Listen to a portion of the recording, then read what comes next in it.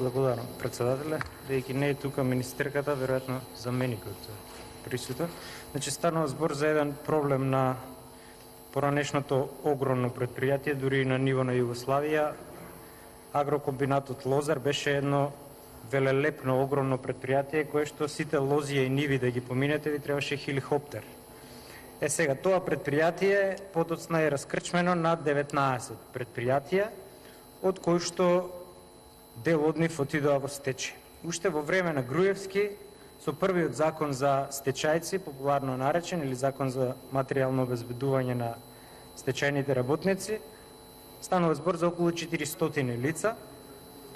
Во 2008 година со првостепени решенија ова предпријатие, тоест на овие лица, им се Агенцијата за вработување, центарот во Велес, им одбива да им даде паричен надоместок од околу 100 евра, со што не им го признава правото, бидејќи како тогашен активист на Ленка, тие побараа стечени работници правна помош од нас, ние им укажавме и со неколку преписки, ургенции на тегање до влада, до Централен регистар, ние откривме дека тоа предпријатие всушност е во доминантна државна собственост.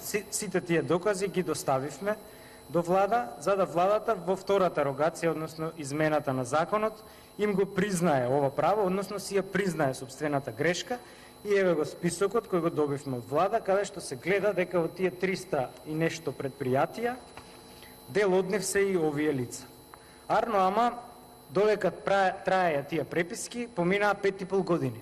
И сега, овие луѓе, дел од нив, десетина се на број, поради нови докази бараат да се обнови постапката и за овие 5,5 години, кога тие имале право да земаат месечно по 100 евра, а не земале, државата да ги обештети.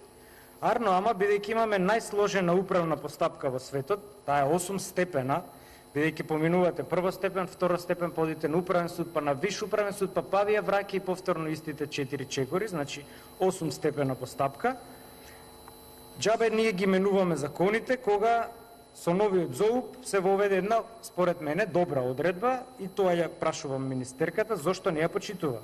Тоа е одредбата од членот 109, став 10, кој вели дека второстепениот орган истиот предмет може да го врати на првостепениот само еднаш, а не како во случајов 5 пати да им го враќа, без оглед на причините или пропустите на првостепената постапка. Кога второстепениот орган постапува по изјавена жалба против управен акт кој еднаш бил поништен и вратен, постапувајќи по жалбата, е должен самиот да го реши предметот. Прашањето ми е зошто не се решаваат, туку со години, веќе деценија, се игра пинг-понг до виш управен суд и повторно назад. Значи, не сум задоволен од одговорот и имам дополнително прашање, барам писмен одговор, а тоа е во колку случаи е искористено мериторното право, односно должноста во случајов да се решат мериторно овие случаи. Значи, барам писмен одговор, бидејќи не е тука министерката, а веројатно и треба и аналитика да кажат. Благодарам, пратеникот не е за